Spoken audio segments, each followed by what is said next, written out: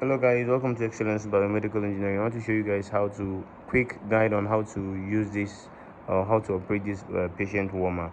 As you can see, these are the control knobs. Okay, this is the switch. You long press for it to turn on, and this is the start or stop button. And then you need to understand two things: there is temperature and there is fan. The fan volume, comes from I think the list is 4, so the list is like 1, and the highest is getting to 8, as you can see. So the fan volume tells the magnitude of the air flowing. Now temperature will now regulate the temperature of the air. So in this case, the manufacturer here designed some ready go factors. For example, now if you want to set 39 degree or you want to set 41 degree according to the condition of the patient or what the patient need. For example, we have a patient which we want the temperature of that patient should be stabilized, should be on 37 degree. Now as you can see, I've pressed 37. It is now preset to 37. Then I'll press set or enter.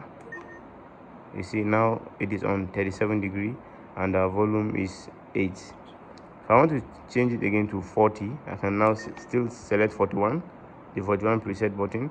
I can increase or decrease also, okay, but I want to use the preset, which is the 41, and then I say set, and then with this setting I'm now ready to go by saying start. Yes, now gradually the air is coming and the volume of the air is 8. I can reduce it. You see, I reduce it now to volume 1. Add it for me. You see, now I've added it again, add it, keep on adding. So it's all right. So now temperature will keep on rising until it reaches this 41, and to maintain that 41 degree. So if you want to set it to natural wind, it won't cool. It should be normal air. Or if you want to heat the air to some certain degree, you can as well.